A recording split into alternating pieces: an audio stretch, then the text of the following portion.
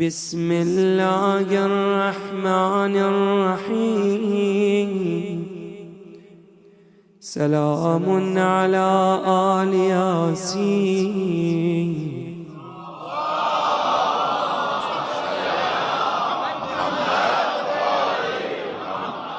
عبد پروردگار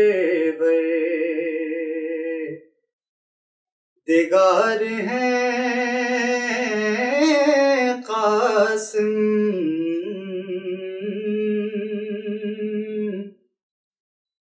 عبد پروردگار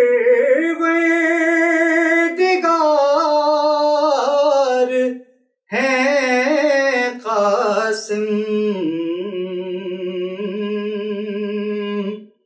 حسن کے کردگار ہیں قاسم، عبد پرور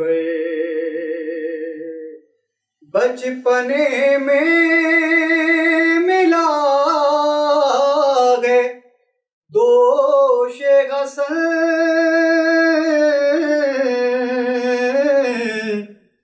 بچپنے میں ملا ہے دوش حسن، کیا حسین شہ سوار گئے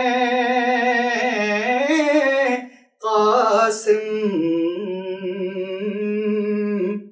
کیا حسین شہ سوار گئے قاسم، نارو جنت کے یہ بھی قاسم ہیں،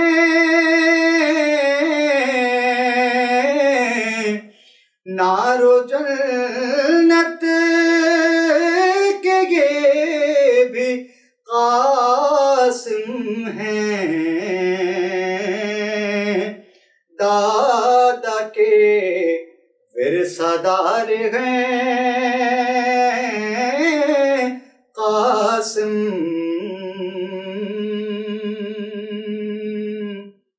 روز سیتی ہے ماں نیا جوڑا،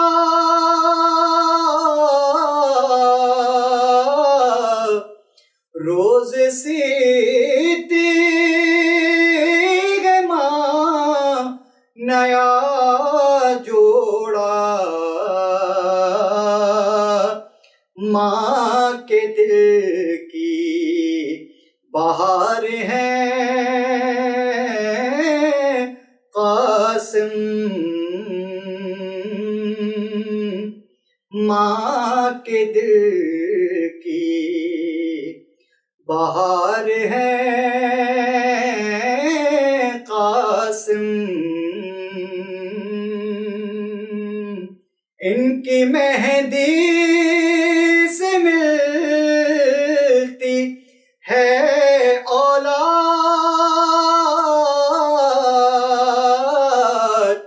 ان کی مہندی سے ملتی ہے اولاد،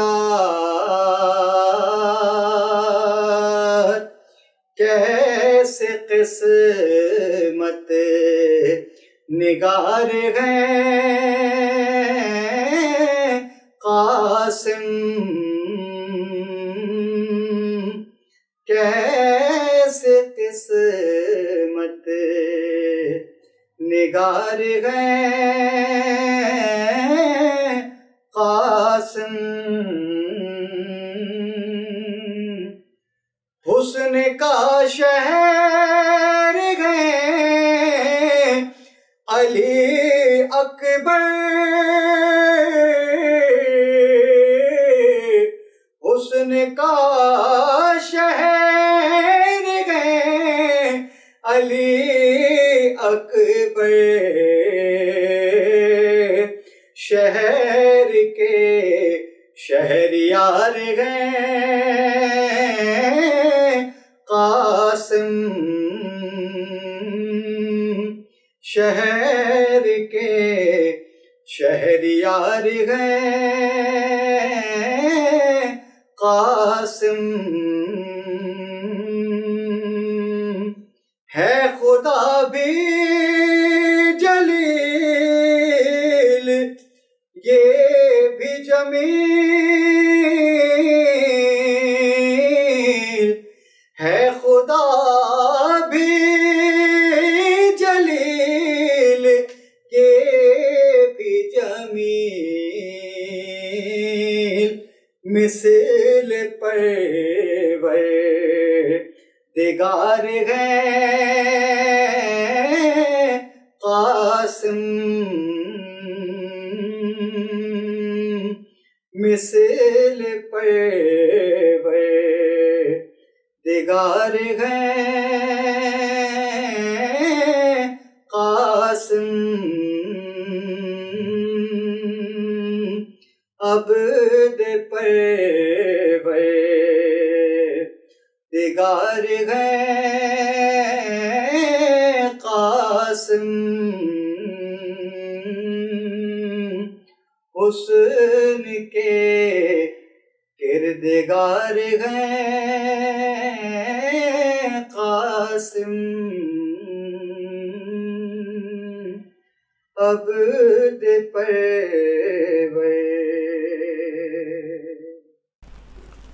فاتحہ۔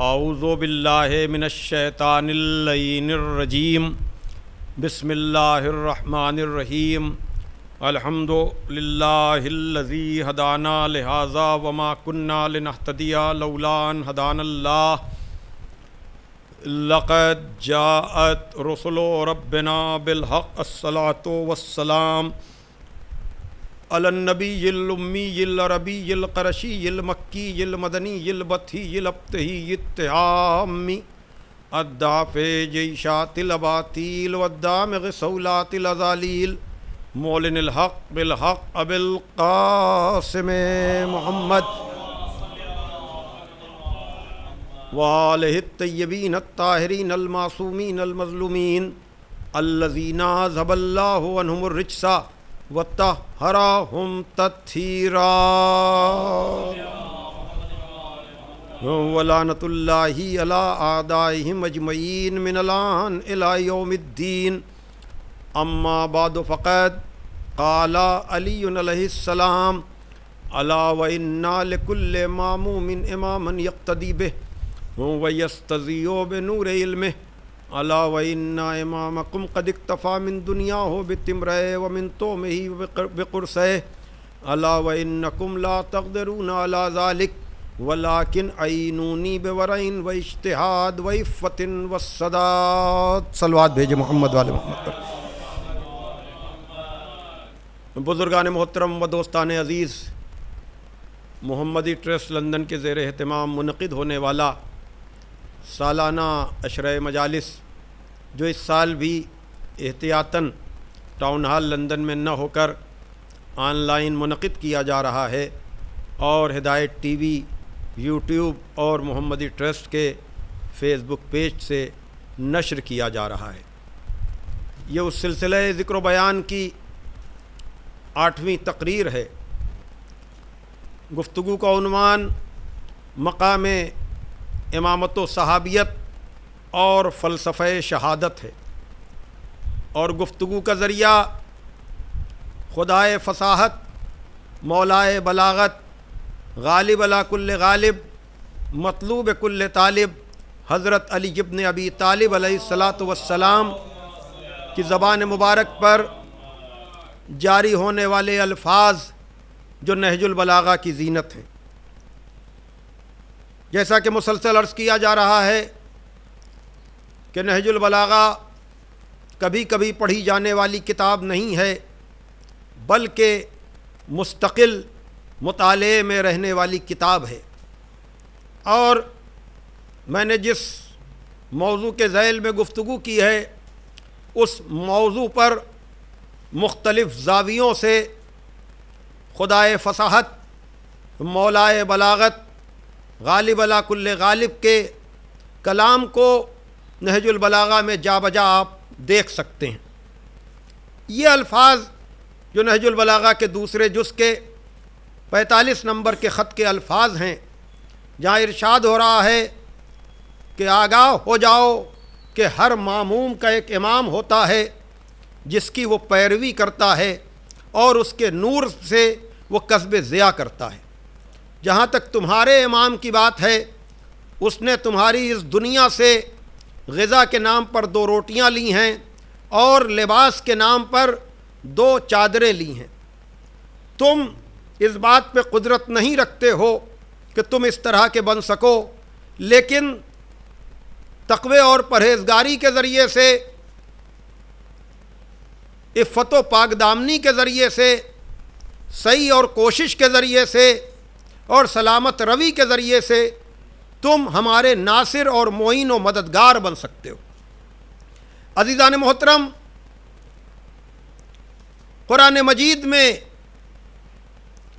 اسی ہدایت کی طرف جہاں عام انسانوں کا اور رہبر اور رہنما کا فرق بیان کیا گیا، میں نے متعدد آیتیں آپ حضرات کے سامنے امامت کے حوالے سے پیش کیں، اور کل گفتگو جس منزل پر رکی تھی کہ جب پروردگار عالم نے کفار مکہ کے انکار کو اس طرح سے بیان کیا کہ یقول الذین کفروا لست مرسلا قل کفی باللہ شہیدا بینی و بینکم ومن عندہ علم الکتاب، اے میرے حبیب، اگر یہ تمہیں رسول نہیں مانتے تو ان سے کہہ دو کہ ہماری رسالت کے لیے ایک اللہ کافی ہے اور ایک وہ جو پوری کتاب کا عالم ہے۔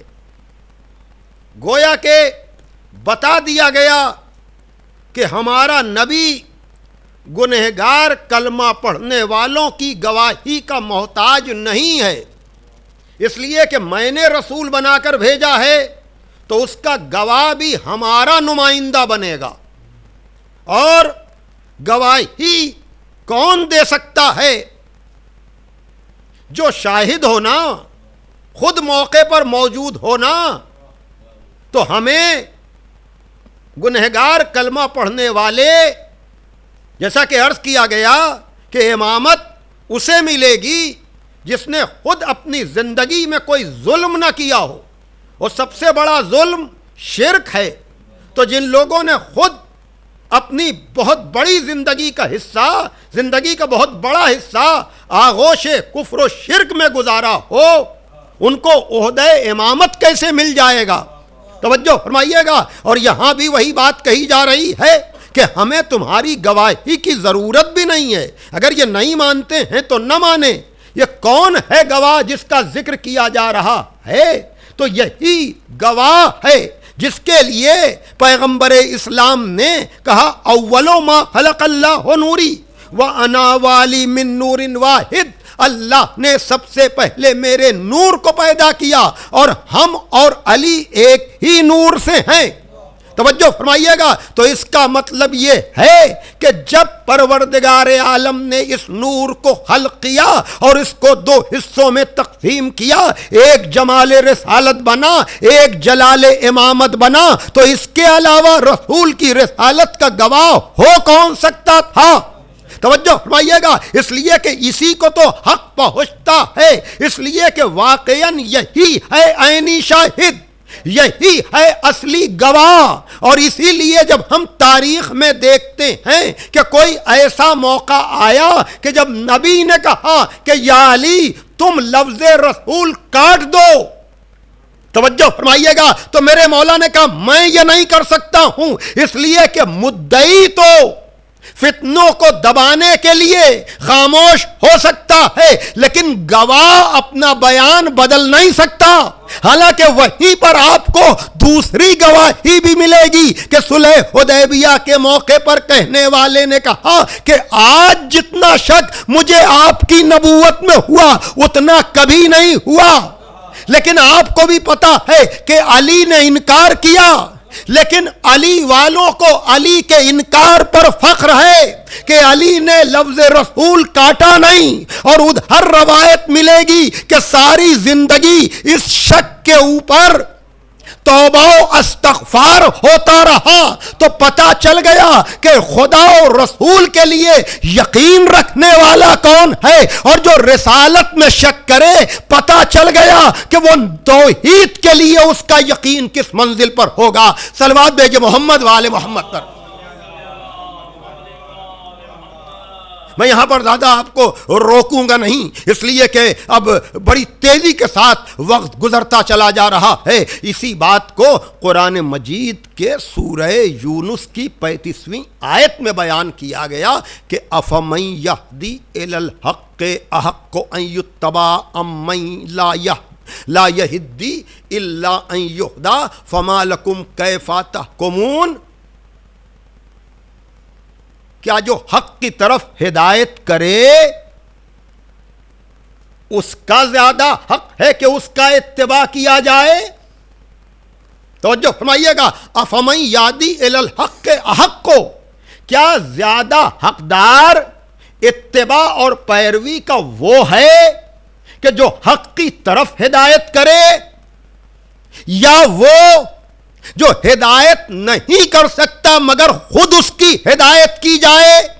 توجہ فرمائیے گا، یعنی واضح طور پر بیان کیا جا رہا ہے کہ اتباع اسی کا تو ہونا چاہیے جس کو خود ضرورت ہدایت نہ ہو۔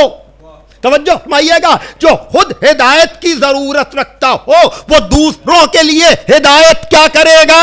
اور ادھر کیا کہا جا رہا ہے، ہمیں تمہاری گواہی کی ضرورت نہیں، گواہی کے لیے کافی ہے جو پوری کتاب کا عالم ہے۔ تو جو سارے مسئلوں کا عالم ہوگا اسی کو تو ہدایت کرنے کا حق ہوگا۔ اس بات کو قرآن نے بار بار کہا ہے کہ خبیث اور طیب برابر نہیں ہو سکتے، عالم اور جاہل برابر نہیں ہو سکتے۔ جو خدا کی طرف کے ہدایت یافتہ ہوں، یعنی مختلف آیتوں میں یہ بات بتائی جا رہی ہے کہ خدا کے یہاں سے پڑھ کر آنے والے اور ہیں، اس دنیا میں پڑھنے والے اور ہیں، خدا کے یہاں سے ہادی بن کر آنے والے اور ہیں، اور یہاں آ کر ہدایت لینے والے اور ہیں۔ اب تلاش کیا جائے کہ اس کائنات میں رسول کے ساتھ ساتھ وہ کون سا سلسلہ ہے کہ جس کو خود کبھی ہدایت کی ضرورت نہیں پڑی، بلکہ بڑے سے بڑے لوگ اسی در پر گئے کہ اگر وہ در نہ ہوتا تو ان کو کوئی ہلاکت سے بچا ہی نہ سکتا۔ صلوات بھیجے محمد وآل محمد پر۔ ایک اور صلوات بھیج دیجیے آپ ذرا محمد۔ توجہ فرمائیے گا، اس مختصر سی تمہید کے بعد جب ہم نہج البلاغہ کے اوراق کو الٹتے ہیں، اور میں گزارش کروں گا کہ واقعاً میں بار بار اس لیے کہہ رہا ہوں تاکہ لوگوں میں نہج البلاغہ فہمی کا ذوق اور شوق ڈیولپ ہو، اور وہ جا کر دیکھیں تو اس سلسلے میں قرآن مجید کے ساتھ ساتھ اگر آپ اس خطبے کو پڑھیں گے جسے خطبہ قاسیہ کے نام سے جانا جاتا ہے، تو میرے حساب سے ہدایت کی مختصر ترین اور جامع ترین آپ کو ایک تاریخ اس میں نظر آئے گی۔ توجہ فرمائیے گا، جہاں میں کہہ سکتا ہوں کہ یہ نہج البلاغہ کا طولانی ترین خطبہ ہے، ہاں اس کی نمبرنگ کا فرق ہو سکتا ہے، مفتی جعفر صاحب مرحوم کے ترجمے میں اس کا نمبر 190 ہے، اور دوسرے نسخوں میں ہو سکتا ہے کہ 192 ہو، لیکن اگر نام سے اور اس کے طولانی ہونے کو دیکھ کر کے آپ نہج البلاغہ کی طرف رجوع کریں گے تو آپ کو زیادہ بھٹکنا نہیں پڑے گا کہ جہاں جناب آدم اور ابلیس سے گفتگو شروع ہوتی ہے اور مختلف انبیاء کا تذکرہ کرتے ہوئے مولا کائنات اپنا نبی سے رشتہ بیان کرتے ہیں کہ میں نبی سے کتنا قریب تھا، اور پھر ارشاد فرماتے ہیں کہ وَلَقَدْ كَانَ يُجَاوِرُ فِي كُلِّ سَنَةٍ بِحِرَا فَأَرَاهُ وَلَا يَرَاهُ غَيْرِي کہ پیغمبر ہر سال غار حرا میں جاتے تھے، انہیں میں دیکھتا تھا، میرے علاوہ کوئی نہیں دیکھتا تھا۔ وَلَمْ يَجْمَعْ بَيْتٌ وَاحِدٌ يَوْمَئِذٍ فِي الْإِسْلَامِ غَيْرَ رَسُولِ اللَّهِ صلی اللہ علیہ وآلہ وسلم وخدیجہ وانا ثالثہما۔ یہ ان دنوں کی بات ہے جب اسلام نبی کے گھر کے علاوہ جہاں جناب خدیجہ بھی تھیں اور ان میں کا تیسرا میں تھا۔ توجہ فرما رہے ہیں عزیزان محترم، یہ کس طرف نشاندہی کی جا رہی ہے کہ بعد میں کلمہ پڑھ کر مسلمان ہونے والے اور ہیں، ابھی تو پیغمبر غار حرا میں جاتے ہیں، ابھی تو تبلیغ کا حکم بھی نہیں ہوا ہے، وانذر عشیرتک الاقربین کی آیت بھی نہیں آئی ہے، اس وقت کی بات مولا کائنات کر رہے ہیں کہ پیغمبر ہر سال غار حرا میں جاتے تھے، میں دیکھتا تھا، میرے علاوہ کوئی نہیں دیکھتا تھا۔ اب آپ دیکھ رہے ہیں اس آیت کا اثر کہاں تک جا رہا ہے کہ ہمیں کسی اور کی گواہی کی ضرورت نہیں ہے، میرے حبیب تمہاری رسالت کے لیے ایک تمہیں رسول بنا کر بھیجنے والا اللہ کافی ہے، اور ایک وہ جو پوری کتاب کا عالم ہے، وہ ہدایت کرنے کا زیادہ حق رکھتا ہے جو خدا کے یہاں سے ہدایت یافتہ ہو۔ تو پیغمبر ہر سال غار حرا میں جاتے تھے، اب ارشاد فرما رہے ہیں کہ میں دیکھتا تھا انہیں اور میرے علاوہ کوئی نہیں دیکھتا تھا۔ ارا نور الوحی والرسالہ واشم ریح النبوہ، اور میں وحی کا نور دیکھتا تھا، میں رسالت کا نور دیکھتا تھا، میں نبوت کی خوشبو سونگھتا تھا۔ توجہ فرمائیے گا، یعنی یہ کون کہہ رہا ہے؟ یہ مولا کائنات کہہ رہے ہیں۔ اب دیکھیے کس طرح سے رسالت کی عظمت کو کم کیا گیا ہے۔ جب آپ عام تاریخوں میں یا سیرت کی کتابوں میں دیکھیں گے، یہیں سے پتہ چلتا ہے کہ نہج البلاغہ عظمت رسالت کے لیے، حقیقی اسلام کے لیے، حقیقی دین کے لیے کتنی ضروری ہے۔ مختلف سیرت کی کتابوں میں آپ کو یہ ملے گا کہ پیغمبر پر وحی آئی تو پیغمبر خود اس کا ادراک نہیں کر سکے، جناب خدیجہ کے پاس آئے، اپنے بدن پر طاری ہونے والی کیفیتوں کو بیان کیا، جناب خدیجہ دوڑی ہوئی ورقہ بن نوفل کے پاس گئیں، ورقہ بن نوفل چونکہ وہ اس کو انجیل کا علم تھا تو اس نے کہا کہ تم جو کیفیت بیان کر رہی ہو یہ تو لگتا ہے کہ تمہارے شوہر پہ ناموس یعنی خدا کا ملک آتا ہے۔ ایک وہ نبوت ہے کہ جہاں خود نبی کو پتا نہیں کہ اس پر وحی آئی، اور ایک یہ خطیب منبر سلونی کا کلام ہے کہ نبی ہی نہیں میں بھی جانتا تھا۔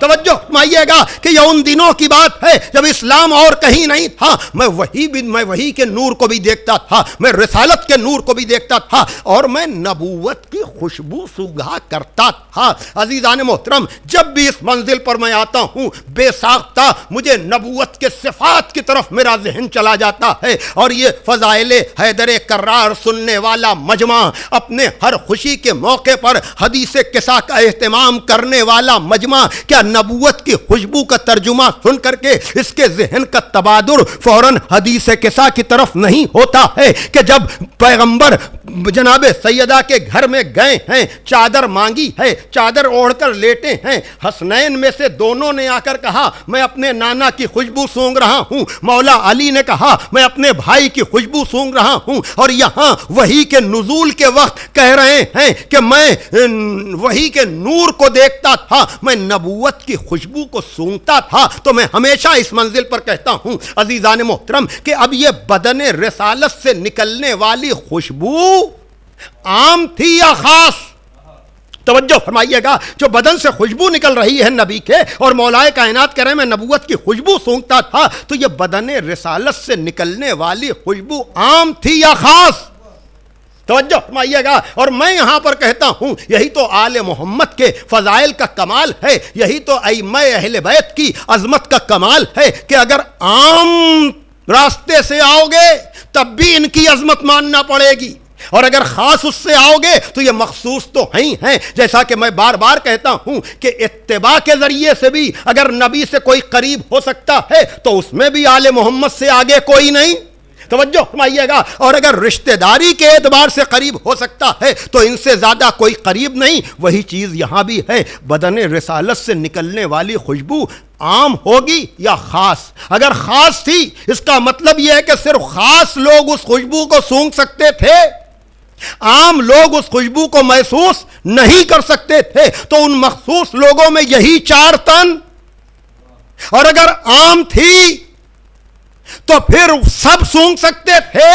تو تسلیم کرنا پڑے گا کہ جیسی خوشبو نبوت کے بدن سے نکلتی تھی ویسی ہی خوشبو امامت کے بدن سے نکلتی تھی. جیسی خوشبو نبی کے بدن سے نکلتی تھی ویسی ہی خوشبو علی کے بدن سے نکلتی تھی. آپ کہیں گے اس کا کیا مطلب؟ اگر ایسی بات نہ ہوتی تو خوشبو کو روکا نہیں جا سکتا, خوشبو کو حد میں محدود نہیں کیا جا سکتا. پھر تسلیم کرنا پڑے گا کہ ہجرت کی شب جب علی بستر رسول پر سوئے ہیں اور کفار سمجھ رہے تھے کہ یہ نبی سو رہے ہیں تو تسلیم کرنا پڑے گا کہ جیسی خوشبو نبوت کے بدن سے نکلتی ہے ویسی ہی خوشبو علی کے بدن سے نکلتی ہے. صلوات بھیجئے محمد و آل محمد پر. توجہ فرمائیے گا دونوں صورتوں میں. لیکن یہاں پر میں آپ کو عجیب طرح سے کہا کہ جب نزل الوحی ہی نا نزل الوحی, جب وحی نازل ہوئی نا صلی اللہ علیہ وآلہ وسلم پر, فقل تو میں نے کہا یا رسول اللہ ما ہاذہ الرنہ, یہ کس کی چیخ ہے؟ فقال ھذا الشیطان قد آیس من عبادتہ, یہ شیطان ہے جو اپنی عبادت سے مایوس ہو گیا. انکا تسمع ما اسمع انکا ترى ما ارى الا انکا لست بنبی ولکنکا وزیر وانکا علی الخیر. میں نے کہا یا رسول اللہ یہ چیخ کیسی ہے؟ تو پیغمبر نے کہا یہ شیطان کی چیخ ہے جو آج اپنی عبادت سے مایوس ہو گیا. پھر اس کے بعد کہا یا علی جو میں سنتا ہوں وہ تم سنتے ہو. دیکھ رہے ہیں سلسلہ کیا ہے کہ کون گواہ ہو سکتا ہے یا امامت کا منصب کتنا اعلیٰ ہے کہ نبی پہلی وحی کے نزول کے وقت یہ کہہ رہے ہیں کہ یا علی جو میں سنتا ہوں وہ تم سنتے ہو, جو میں دیکھتا ہوں وہ تم دیکھتے ہو, بس فرق یہ ہے کہ تم نبی نہیں ہو لیکن میرے وزیر ہو. گویا کہ نبی نے بتا دیا کہ نزول وحی کے وقت یہ گواہی کس کی؟ جو اول نور ہے. اور نہج البلاغہ کا یہ خطبہ قاصیہ یقیناً اس بات کی دلیل ہے کہ عہدے اور منصب کا تو فرق ہو سکتا ہے لیکن نبی سند دے رہے ہیں کہ جو میں سنتا ہوں وہی تم سنتے ہو. یہی وجہ ہے کہ جب تبدیلی قبلہ کی آیت آئی, بڑی توجہ عزیزان محترم, نبی کے پیچھے نماز تو بہت پڑھ رہے تھے لیکن علی کے علاوہ کسی نے نبی کا اتباع نہیں کیا. اس لیے کہ اگر قبلے کی تبدیلی کی آیت نماز سے پہلے آتی تو نبی اصحاب کو بتا دیتے, نماز کے بعد آتی تو نبی اصحاب کو بتا دیتے. وہ تو دوران نماز آیت آ گئی. بھائی صلوات بھیجئے محمد و آل محمد پر.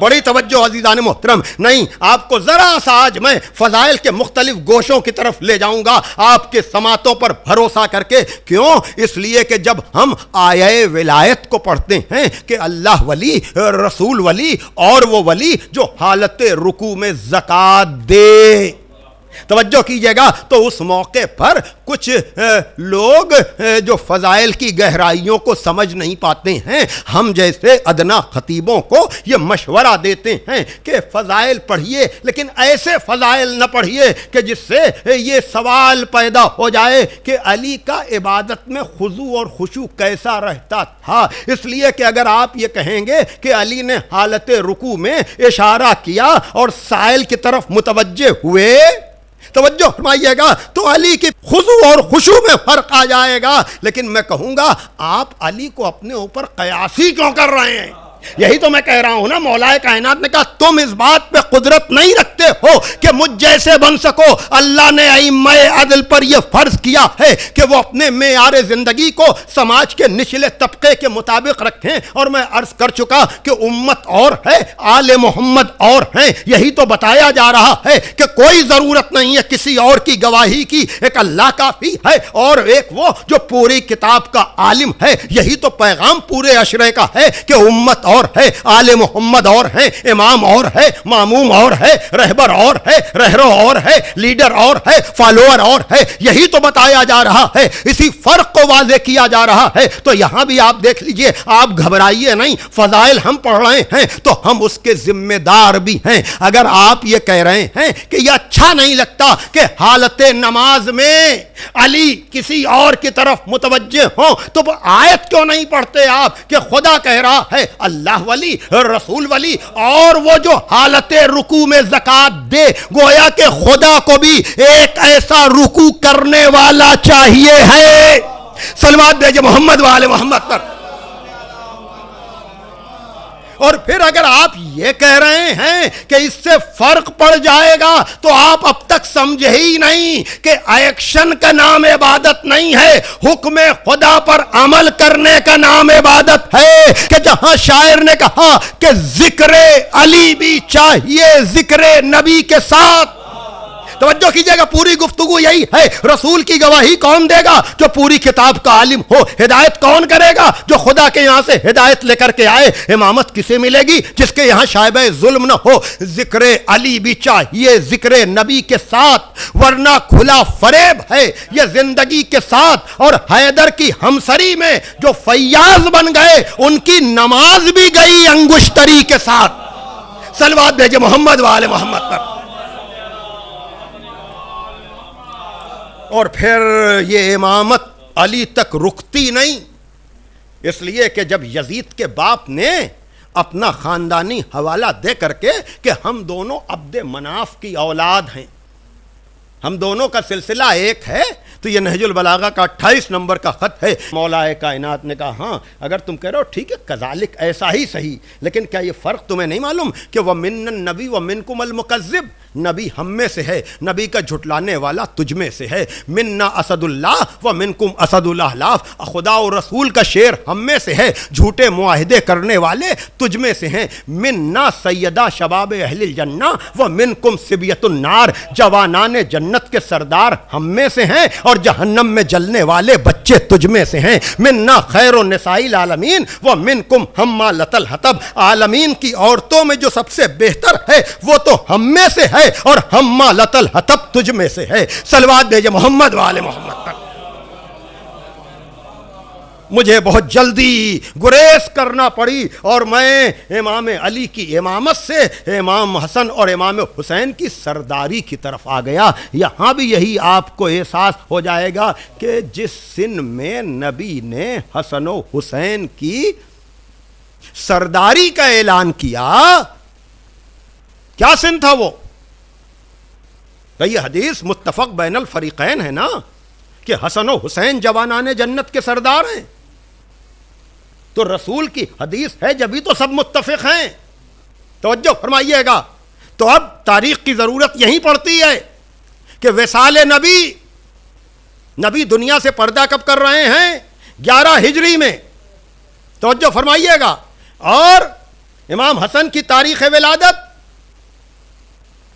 دنیا میں ظاہری طور پر آنے کی تاریخ زہرا کی آغوش 15ویں رمضان 3 شعبان امام حسن مجتبی، 3 شعبان 4 ہجری امام حسین تو اگر آخری عمر میں بھی نبی نے کہا ہو کہ حسن و حسین جوانان جنت کے سردار ہیں تو زیادہ سے زیادہ ان کا سن ظاہری کیا بنتا ہے؟ 7 اور 8 سال. توجہ. اور 7 اور 8 سال کے سن میں نبی کہہ رہے ہیں کہ حسن و حسین جوانان جنت کے سردار ہیں. یہاں مشکل ہے کہ دنیا کی سرداری نہیں مان رہے اور وہاں نبی کہہ رہے ہیں ان کے بچپنے پر نہ جاؤ، یہ جوانان جنت کے سردار ہیں. اور بزم رسول میں بیٹھنے والے سن دراز صحابی تک کا کوئی اعتراض نہ کرنا کہ یہ بچے اور ہمارے سردار. توجہ فرمائیے گا، گویا کہ بزم رسول میں بیٹھنے والے بھی جانتے تھے کہ جو آیے تطہیر و آیے مباہلہ کے مصداق ہیں، جو خدا کے منتخب کیے ہوئے ہیں، ان کا سن و سال نہ دیکھو بلکہ ان کا عہدہ اور منصب دیکھو. یہ 7 اور 8 سال کے سن میں جب جنت کے سردار ہیں تو دنیا میں بھی ان کی سرداری کے علاوہ کسی اور کی سرداری کو مانو گے تو نہ امام برحق مل پائے گا نہ جنت کی ضمانت مل پائے گی. صلوات بھیجئے محمد وآل محمد پر.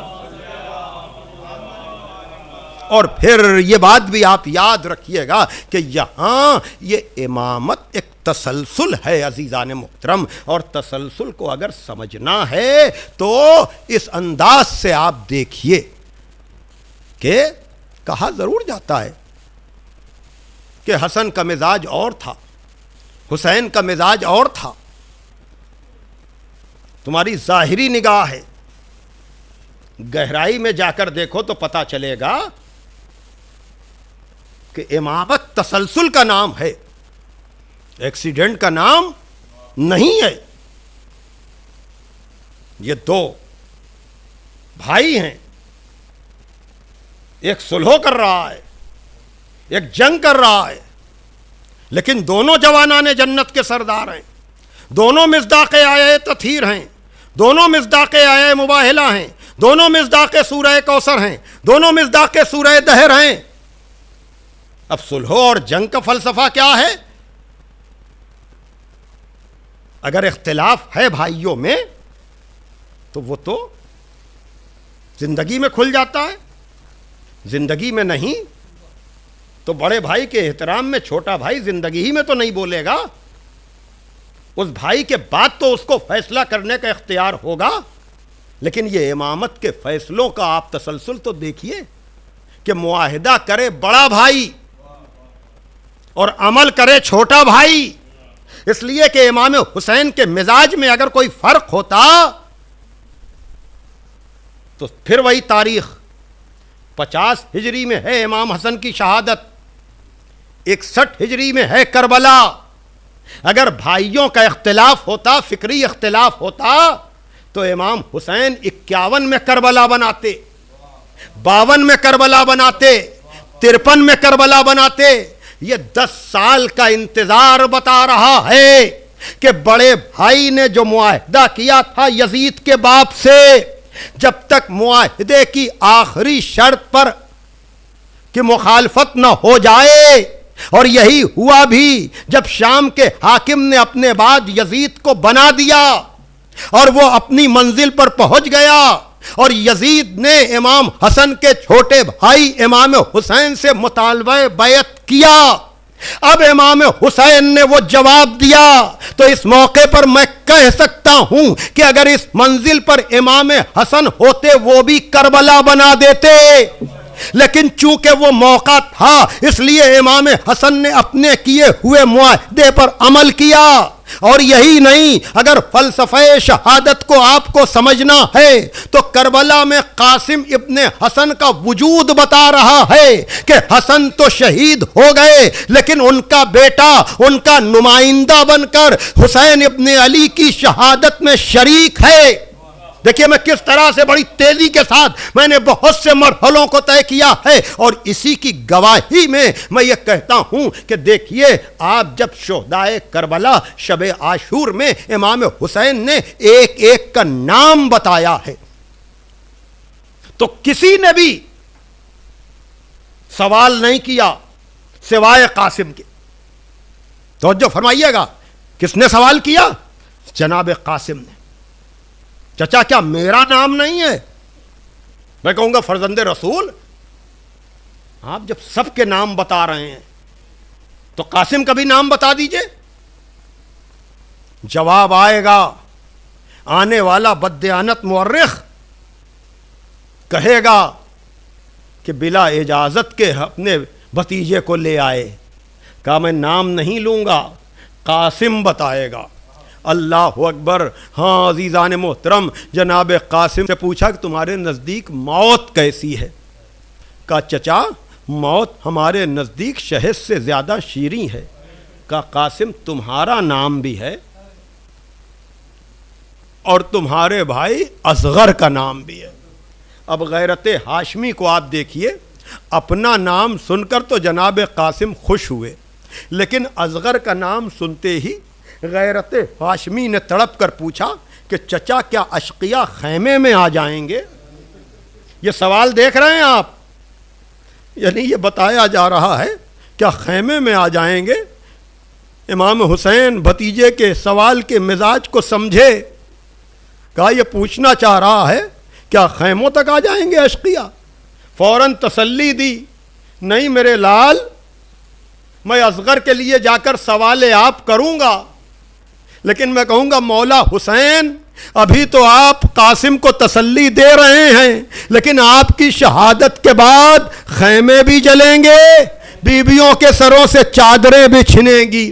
ہاں عزادارو آ گئی وہ منزل. آج 7ویں محرم, کربلا کی طرف کان لگائیے. العطش, ہائے پیاس, ہائے پیاس کی آواز آپ کو آتی ہوئی نظر آئے گی. اللہ اکبر. ہاں عزادارو جناب قاسم, جناب قاسم جو اپنے بابا کی نمائندگی کر رہے ہیں, جب اصحاب جا چکے, اعزا کی باری آئی, بار بار جاتے ہیں اپنے چچا کے پاس کہ شاید اب اجازت مل جائے, شاید اب اجازت مل جائے, لیکن کہا جاتا ہے قاسم ہم تمہیں اجازت نہ دیں گے. آخر میں پھر وہی روایتوں میں عجب اشارے ہیں کہ جناب قاسم کی آنکھ لگ گئی, عجب طرح کا منظر دیکھا کہ باپ زخمی ہے, زہر کا اثر ہو رہا ہے, اور جناب قاسم کے بازو پہ تعویذ باندھتے ہوئے زخمی باپ کہہ رہا ہے کہ میرے لال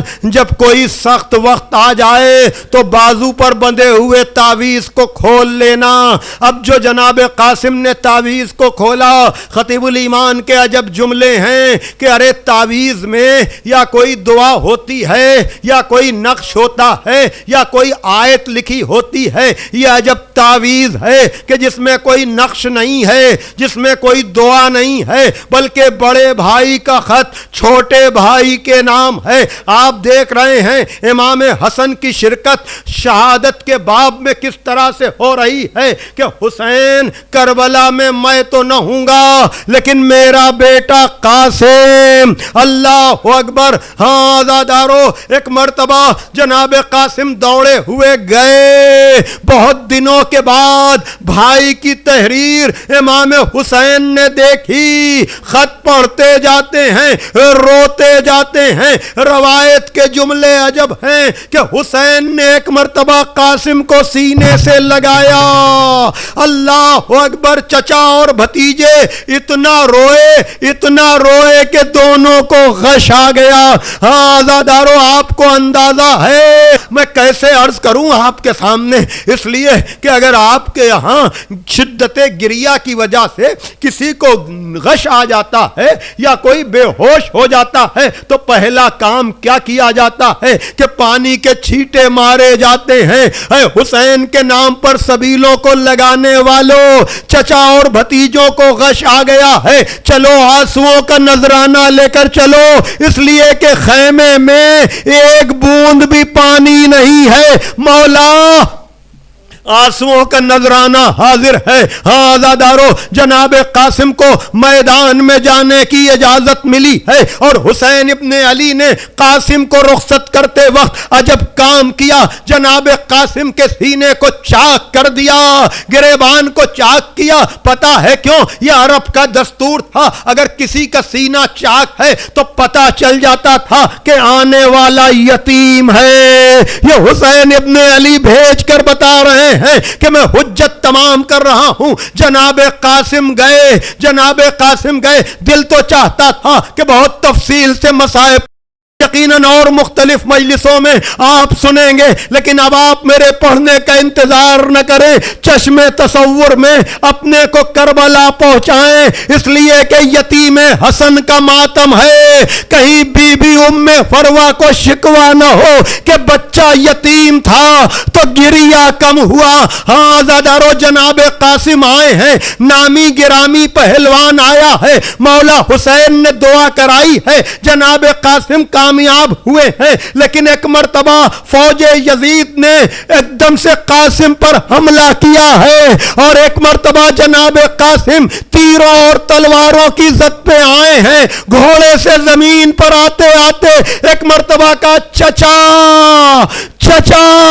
بھتیجے کا معاملہ تھا. حسین ابن علی بڑی تیزی کے ساتھ شیر غضبناک کی طرح سے دوڑتے ہوئے گئے. جب لشکر یزید نے یہ دیکھا تو اس نے راہ فرار اختیار کی. جناب قاسم گھوڑے سے زمین پر آ چکے تھے. جب گھوڑے پلٹنے لگے, جناب قاسم کا بدن گھوڑوں کی ٹاپوں میں آ گیا. عزادارو جناب قاسم پکار رہے ہیں, چچا.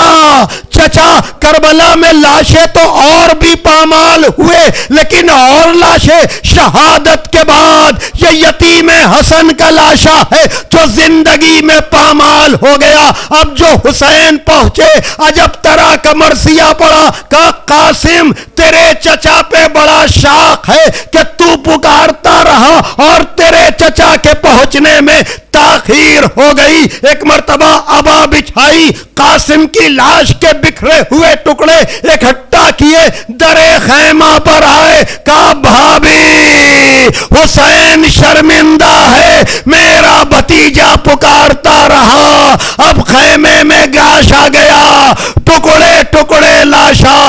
واہ قاسمہ, واہ حسنہ, واہ مظلومہ, الا لعنت اللہ علی القوم الظالمین. نیگ مہندی کا لے لو سکینہ, لب بیوہ حسن کی لائی, لب بیوہ حسن کی لائی.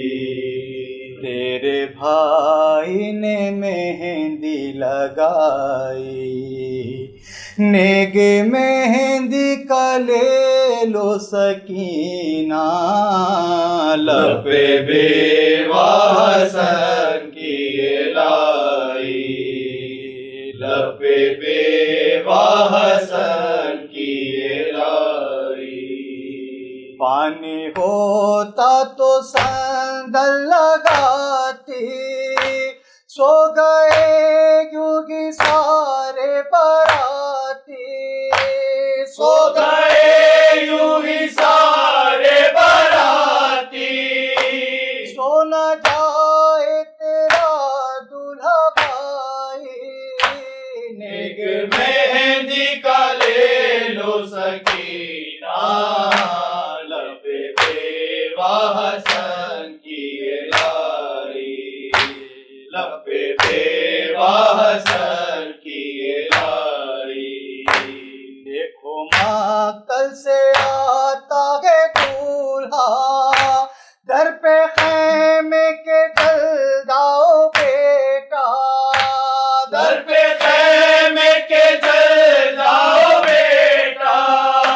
پھر نہ کہنا دیا کچھ نہ تائی, نیگ مہندی کا لے لو سکینہ, لب بیوہ حسن کی لائی, لب بیوہ حسن کی لائی.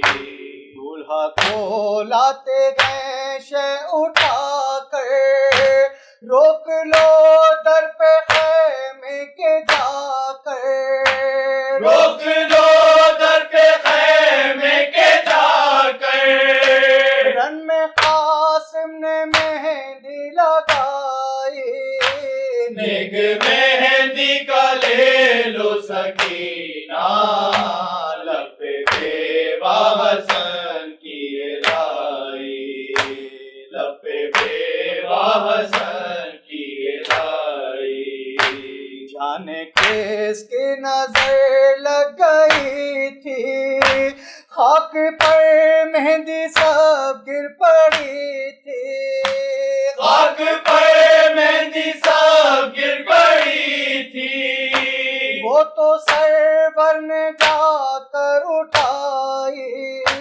نیک مہندی کا لے لو سکینہ، لب پہ بیوہ حسن کی لائی، لب پہ بیوہ حسن کی لائی، دیکھو مقتل سے آتا ہے دولہا، در پہ خیمے کے جلداؤ بیٹا، در پہ خیمے کے جلداؤ بیٹا، پھر نہ کہنا دیا کچھ نہ تائی، نیک مہندی کا لے لو سکینہ، لب پہ بیوہ حسن کی لائی، لب پہ بیوہ حسن کی لائی، جانے کس کی نظر لگ گئی تھی، خاک پر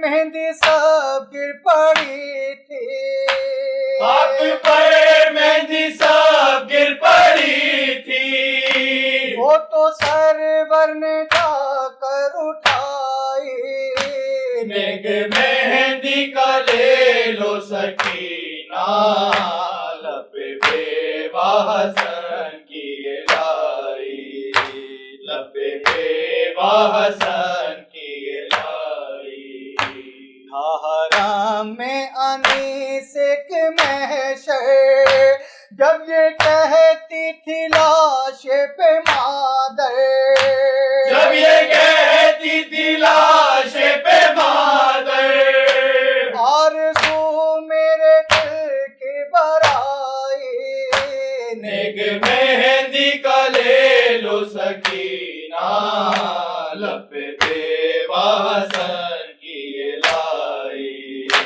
لب پہ بیوہ حسن کی لائی، نیک مہندی کا لے لو سکینہ، لب پہ بیوہ حسن کی لائی، لب پہ بیوہ حسن کی لائی، قیدی بن کر پابند رسن، لاشوں سے جو گزرے اہل حرم،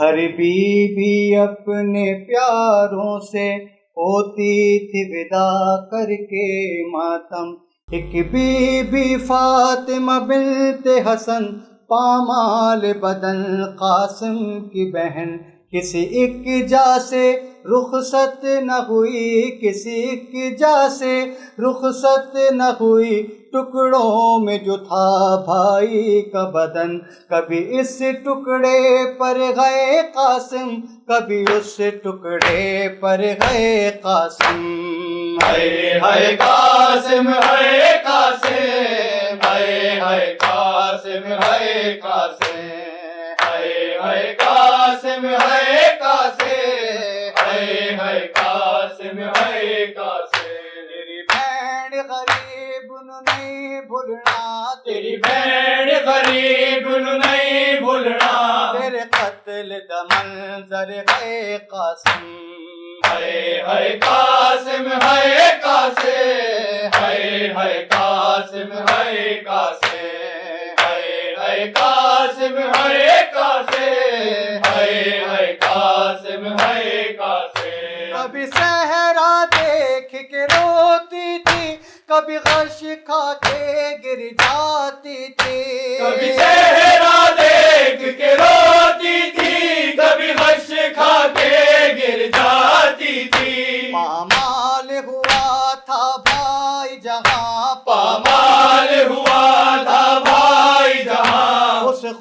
خون پہ گر کر گئے قاسم، ہائے قاسم ہائے قاسم، ہائے قاسم ہائے قاسم، ہائے قاسم ہائے قاسم، ہائے قاسم ہائے قاسم، وچ رسیاں دے پابند ہوئی نہیں بھیڑ غریب دا بس کوئی، وچ رسیاں دے پابند ہوئی نہیں بھیڑ غریب دا بس کوئی، ہوندے ہتھ آزاد تے مر جاندی، ہوندے ہتھ آزاد تے مر جانی، جڑا ماتم کر کر گئے قاسم، ہائے قاسم ہائے قاسم، ہائے قاسم ہائے قاسم، ہائے قاسم ہائے قاسم، ہائے قاسم ہائے قاسم، فروان کہا بیٹا قاسم کہہ دینا دادی زہرا سے، پروان کہا بیٹا قاسم کہہ دینا دادی زہرا سے، غربت کی کمائی ٹکڑوں میں، غربت کی کمائی ٹکڑوں میں، بھیجی گئے سجا کر گئے قاسم، ہائے قاسم ہائے قاسم، ہائے قاسم ہائے قاسم، ہائے قاسم ہائے قاسم، ہائے قاسم ہائے قاسم، سانو راس نہ آئی کرب بلا تو باج کفن میں باج ردا، سنراز نہ آئی کرب بلا تو باج کفن میں باج ردا، تیرے قتل دے بعد لائناں نے، تیرے قتل دے بعد لائناں نے،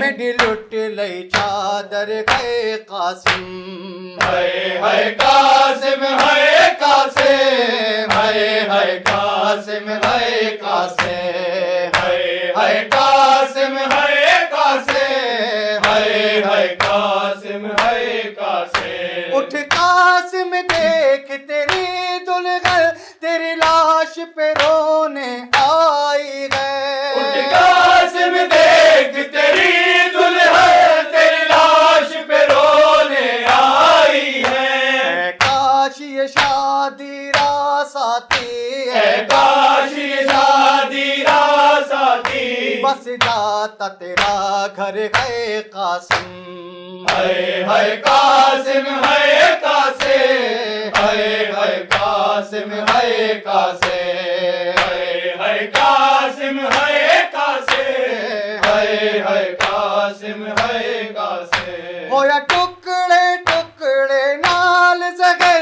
میرے بابے غسل دا پاک جگئے، ہوئے ٹکڑے ٹکڑے نال زہر میرے بابے حسن دا پاک جگر، ہوئی ٹکڑے ٹکڑے وچ مقتل، ہوئے ٹکڑے ٹکڑے وچ مقتل، تیری لاش برادر گئے قاسم، ہائے قاسم ہائے قاسم، ہائے قاسم ہائے قاسم، ہائے قاسم ہائے قاسم، ہائے قاسم ہائے قاسم، ہر سات محرم کو مہندی تیری یاد میں قاسم اٹھتی ہے، ہر سات محرم کو مہندی تیری یاد میں قاسم اٹھتی ہے، دولہا دولہا قاسم دولہا دولہا دولہا قاسم دولہا، ہوتا گئے لبوں پر گئے قاسم،